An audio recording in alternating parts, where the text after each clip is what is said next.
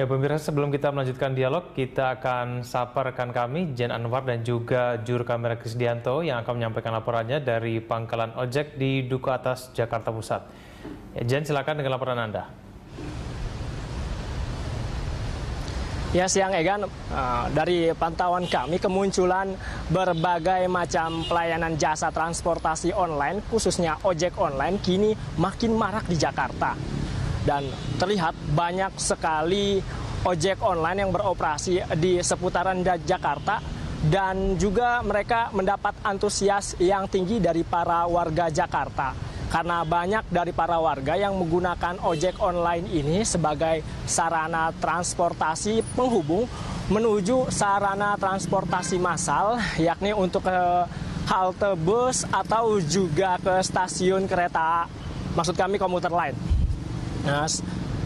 Dan ada pula yang menggunakan ojek online ini sebagai sarana untuk menembus kemacetan ibu kota. Oleh karena itulah pemerintah Provinsi DKI Jakarta berencana untuk melegalkan ojek online ini sebagai salah satu transportasi massal, di mana ojek online ini bisa terintegrasi dengan busway dan juga akan diberlakukan di seluruh Jakarta khususnya. Untuk jangka panjangnya, ojek online juga akan dimasukkan pemerintah Provinsi DKI Jakarta ke dalam rencana Smart City Jakarta. Namun rencana pelegalan ojek online ini berimbas pada keberadaan ojek pangkalan yang memang sudah lama berada di ibu kota Jakarta ini. Dan untuk mengetahui bagaimana pendapat para tukang ojek pangkalan, saya akan bertanya langsung kepada salah satu tukang ojek pangkalan yang berada di daerah Duku Atas, Jakarta Pusat. Selamat siang Bapak, dengan Bapak siapa? Selamat siang, dengan Bapak Bambang. Oke Bapak Bambang, bisa dijelaskan tentang keberadaan ojek online ini? Apakah Pak Bambang merasa tersaingi oleh ojek online atau memang biasa-biasa saja? Untuk sementara adanya ojek online ini belum berpengaruh dengan ojek pangkalan. Di jam-jam sibuk antara jam 6:30 sampai jam 10, jam sore jam 4 sampai jam 8 masih dominan. Ojek pangkalan masih dominan? Ojek pangkalan masih dominan, belum begitu tersaingi. Tapi Pak, kalau misalkan ojek online ini dilegalkan oleh pemerintah Provinsi DKI Jakarta, maka langkah Bapak selanjutnya itu apa? Dengan berjalannya waktu, dengan kebijakan Pemda, untuk selanjutnya bisa nanti bergabung dengan ojek online, ojek pangkalan. Tapi berdasarkan pendapatan sehari-hari Pak, apakah Pak Bambang ini merasa tersaingi? Maksud kami, apakah Pak Bambang tidak merasa rugi akan tarif yang memang ditetapkan oleh para pengusaha ojek online? Sementara belum, ini kan masih tahap promo. Ojek pangkalan kan ada peminatnya sendiri-sendiri. Jadi sementara belum berpengaruh. Iya. Oke, terima kasih banyak Pak Bambang. Terima kasih. Ya, Egan, demikian pendapat para tukang ojek pangkalan yang berada di Duku Atas, Jakarta Pusat. Kembali ke studio. Baik, terima kasih Jen melaporkan langsung tadi dari salah satu pangkalan ojek di wilayah DKI Jakarta. Ya, kembali kita lanjutkan dialog masih bersama dengan kami Bapak Ateng Aryono dari Organda. Pak Ateng, kemudian ini dari Organda sendiri inginnya seperti apa kalau misalnya ada wacana untuk melegalkan ojek online? Ini pengennya kalau misalnya tadi Pak Ateng bilang sebetulnya ojek itu dari dulu memang ilegal, lalu keinginan Organda ini seperti apa? Ditetapkan saja itu dilarang semua total ojek, mau yang online atau non-online atau seperti apa sebetulnya keinginan Organda? Enggak, begini, mestinya bukan pada keinginan Organda sesungguhnya, ya. Tetapi ke Organda, kalaupun toh melihat bahwa ini adalah posisi yang ilegal, begitu kan, mestinya otoritas dalam hal ini pengatur, ya, sebagai seluruh ini semua mengatur ini semua, mestinya melihat, ya, apakah ojek itu juga cukup layak. Karena sebenarnya gini, faktor ojek itu kenapa ojek? Ojek dari sisi keamanan masih dipertanyakan kan, keamanan pengguna. Keselamatan pengguna, ya, itu tidak disarankan kan kendaraan roda 2, ya. Kemudian dari kenyamanan, dari sisi apapun saya sempat melihat sih di salah satu televisi ya, kemarin mengatakan wah ojek nggak apa-apa kalau asal kenyamanan.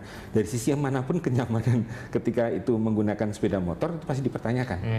Tapi saya jadi bertanya-tanya juga sebenarnya dengan adanya Gojek ini mempengaruhi nggak sih untuk penumpang organda atau pemakai angkutan umum ini?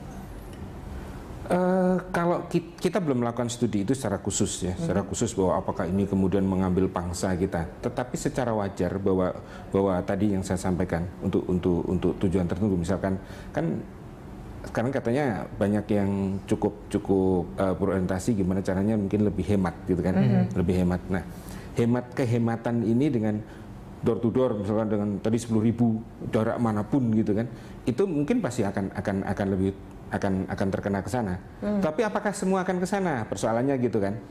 Mungkin tidak ya, mungkin juga akan tidak. Tetapi secara keseluruhan ini kan mengganggu tuh segmen yang ada ini akan terganggu dengan keadaan itu. Anggota-anggota kami kan ada, angkutan lingkungan juga ada. Jangan-jangan ini nanti sopir-sopirnya juga semua jadi Gojek ya? Kalau itu yang terjadi, kalau memang toh akhirnya ke sana ya. Tapi ada nggak fenomena seperti itu, Mas? Sementara ini sih belum dilihat ke sana ya. Belum dilihat ke sana ya. Ya mungkin nanti harus dilihat juga ya. Karena tapi kan banyak yang menjamur sekali. Persoalannya begini. Kalau sekarang dinyatakan itu menguntungkan barangkali gitu. Karena kan apapun ini entry market kan. Buat perusahaan itu kan entry market, sehingga udah lakukan apapun seolah-olah ini paling menguntungkan ada di sana, di sana kan selalu begitu. Ya, kan promo mereka pasti akan lakukan seperti itu. Selain misalnya yang diundangkan ya UU nomor 22 tahun 2009, apa sih yang menurut Anda itu melanggar peraturan Gojek ini? Jelas tidak, karena kendaraan roda 2 itu bukan angkutan umum. Oke, itu pertama. Kemudian apalagi yang sekiranya selain merusak segmentasi dan juga misalnya merusak tarif pasar ya? Apa? Bukan itunya. Sekarang yang pertama adalah bahwa sepeda motor itu bukan angkutan umum. Jadi itu keberatannya hanya itu saja? Itu yang paling mendasar. Karena memang itu bukan keberatan. Karena memang itu dasarnya kan. Tentu ada landasannya. Tadi yang landasan 3 yang saya sebutkan. Keamanan, keselamatan, dan kenyamanan. Anda bisa lihat kan. Sekarang kalau dari seluruh kecelakaan lalu lintas yang terjadi di Jakarta aja kelihatan. Dominan apa yang terjadi di kecelakaan apa? Oke, juga masalah keselamatannya ya. Ya, berarti itu kan satu hal yang menjadi concern kita semua, bukan hanya organda di sini, tetapi juga saya pikir masyarakat juga sih. Oke, karena ada banyak sekali ya faktor yang mendasari, terutama juga bagaimana dengan pajaknya dan sebagainya. Nah, kita nanti juga akan berbincang dengan Pemprov DKI Jakarta. Sudah ada Pak Sutanto. Selamat siang, Pak Sutanto. Selamat siang, apa kabar? Ya Pak, ini akhir-akhir ini banyak nih polemik yang terjadi akibat legalitas ojek ini, apakah akan diberlakukan ataukah tidak? Mungkin dari Pemprov DKI sendiri bisa menjawab, Pak. Ya, intinya begini, bahwa kalau kita melihat ojek ya dalam konteks angkutan penumpang, itu sebetulnya bagian dari transportasi, karena transportasi pada intinya adalah angkutan barang maupun manusia ya dari satu titik ke titik lain, dan itu bisa dipisah antara kendaraan pribadi dan angkutan umum. Jadi kalau dikatakan dia adalah angkutan umum, tentunya dia bukan kendaraan pribadi ya, dan tentunya dengan melihat fenomena yang ada dan ada kebutuhan di situ, bahwa kebutuhan pelayanan publik yang belum terlayani oleh angkutan umum diisi sementara ini oleh si ojek-ojek tadi. Dan ini tidak bisa dipungkiri tumbuh di mana-mana dan ada kebutuhannya ya, sehingga saya kira peran pemerintah bukan hanya sekedar melegalkan angkutan umum seperti ini, tapi juga menjaga kepentingan konsumen ya, bahwa konsumen atau pengguna dari angkutan umum atau yang disebut ojek tadi tentunya harus dilindungi juga.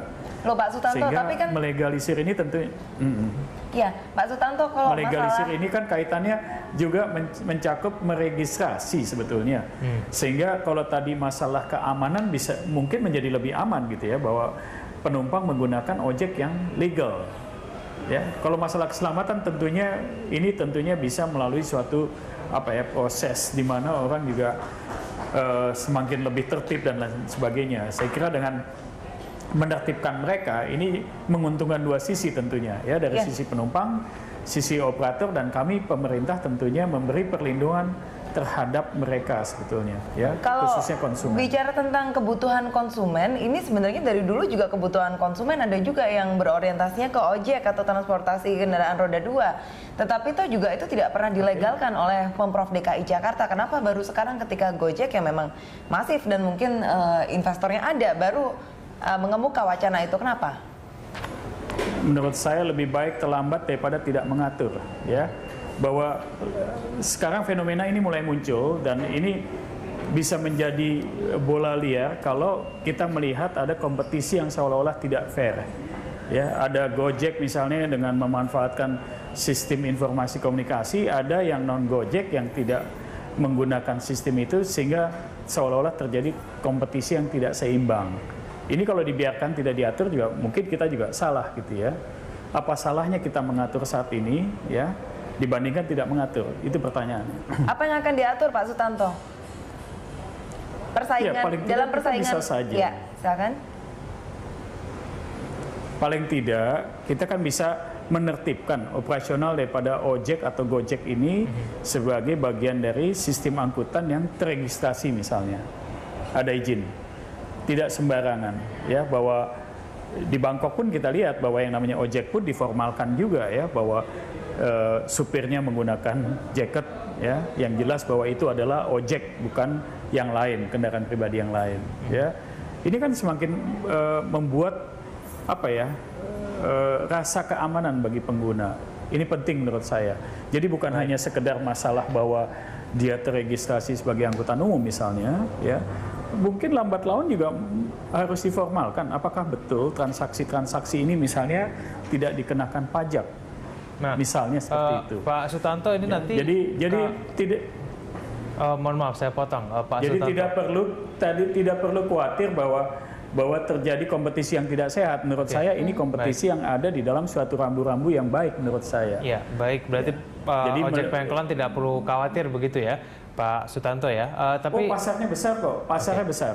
Oke, Pak Sutanto, tapi kemudian nanti yang akan dilegalkan pertama kali oleh Pemprov DKI Jakarta ini apa dulu nih pertama? Apakah membuat undang-undangnya dulu atau kemudian nanti supaya jelas nanti bayar pajaknya kemana, atau kemudian keselamatan, keamanan dan juga kenyamanannya juga nanti akan diatur, atau seperti apa sih Pak sebetulnya? Ya begini, mungkin di dalam Undang-Undang 22 2009 pun belum diatur. Tapi bukan berarti yang belum diatur itu tidak harus diatur, ya. Apakah itu nanti wacana tadi kita atur melalui suatu perda, misalnya peraturan daerah? Karena kalau undang-undang tentunya ini tugasnya pemerintah pusat melalui legislatif. Tapi paling tidak perkembangan atau dinamika yang muncul saat ini di dalam sistem angkutan publik seperti ini tentunya harus cepat-cepat juga diatur, misalnya lewat perda. Itu bukan tidak mungkin, atau misalnya juga pergub misalnya, itu juga suatu hal yang sangat mungkin dan bisa cepat dilakukan. Misalnya apa? Bagaimana sistem operasi mereka, bagaimana kendaraan mereka teregistrasi sebagai angkutan umum, ya, bagaimana juga driver ini atau pengemudi ini juga pengemudi yang legal, punya SIM yang jelas dan yang tentunya memenuhi syarat, ya, prasyarat sebagai supir angkutan umum yang memadai. Artinya dia tahu aturan, dia tahu juga sistem keselamatan dan sebagainya. Iya, baik Pak Sutanto. Saya kira dengan ini semua ini menjadi lebih baik gitu. Ya, kalau kita melihat dari secara teknis mungkin itu bisa diberlakukan, tapi kalau misalnya kita melihat dari sosial budaya masyarakat dan juga ekonomi yang bergerak di DKI Jakarta ini, apakah mungkin kita mensejajarkan satu perusahaan yang itu sudah based on aplikasi begitu ya, e-commerce application, kemudian yang satu lagi masih dengan konvensional dan selama ini sudah menghidupi masyarakat mungkin lapis bawah begitu ya. Nanti kita akan bicarakan Pak Sutanto, kami akan segera kembali pemirsa setelah jeda berikut.